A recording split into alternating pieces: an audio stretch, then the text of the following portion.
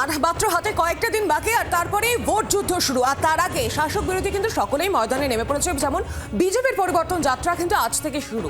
বাংলা জুড়ে 5,000 কিলোমিটার পরিবর্তন যাত্রা, মোট 9টি যাত্রার সূচনায় বিজেপির কেন্দ্রীয় নেতৃত্ব।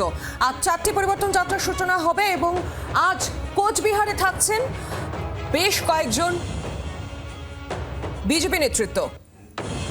বিস্তারিত আপডেট দেবেন, সঙ্গে রয়েছেন প্রতিনিধি কমলাক্ষ ভট্টাচার্য। কমলাক্ষ, আজ যে বিজেপির পরিবর্তন যাত্রার সূচনা রয়েছে, 4টি যাত্রার সূচনা, কি আপডেট রয়েছে তোমার কাছে? কোথা থেকে শুরু হচ্ছে এই যাত্রা এবং কতদূর পর্যন্ত এই যাত্রা চলবে?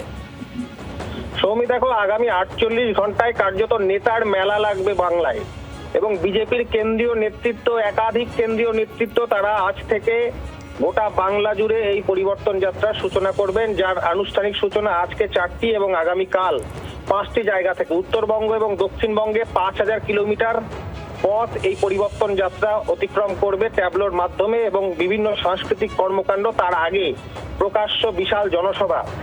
আজকে যে 4টি সভা হতে চলেছে, যার আনুষ্ঠানিক উদ্বোধন, সেখানে কোচবিহারে হাজির থাকছেন বিজেপি সর্বভারতীয় সভাপতি নীতিন নবীন, তার সঙ্গে থাকবেন শ্রমিক ভট্টাচার্য, নিশীথ প্রামাণিক।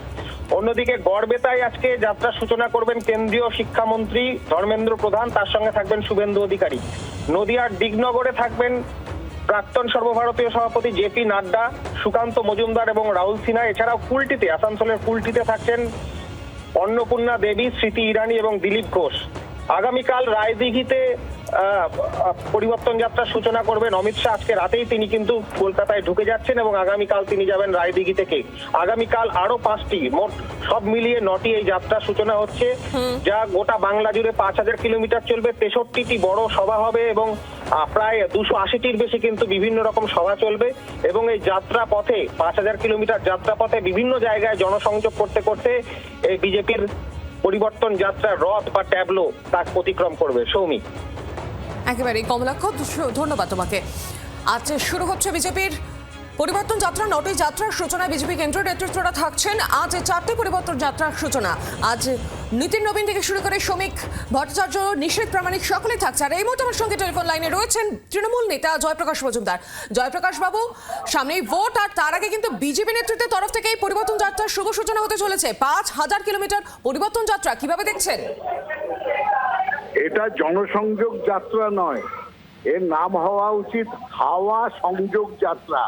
কারণ হাওয়ায় হাওয়ায় নেতারা ঘুরবেন। মহার্ঘ একটা বড় বাসে করে, আরামদায়ক, এয়ার কন্ডিশন এবং মধ্যে মধ্যে মাথার উপর চড়ে হাত নাড়বেন জনগণের প্রতি। এটাতে জনসংযোগ হয় না। ওই 5,000 কিলোমিটার হাইওয়ে দিয়ে ঘুরে বেরিয়ে বাংলার বুকে হাওয়ার সংযোগ হতে পারে। এতে ভোট হয় না, মানুষের মন বোঝা যায় না। ওই দূর থেকে হাত নেড়ে বিজেপির নেতাদের কাজ শেষ। এটা একই রকম যাত্রা হয়েছিল 2021-এ, ফলাফল হয়েছিল মহাশূন্য, বিগ জিরো।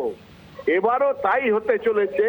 এই যাত্রা ওই ওপর হাওয়া সংযোগ করেই এরা খামতি দেবেন।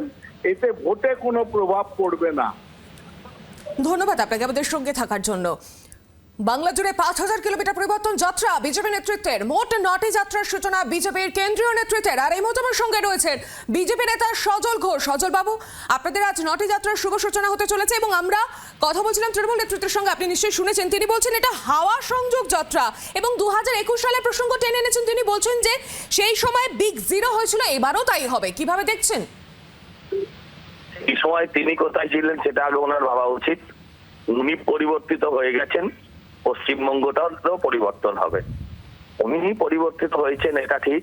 এবার সঙ্গে সঙ্গে পশ্চিমবঙ্গেরও পরিবর্তন হবে।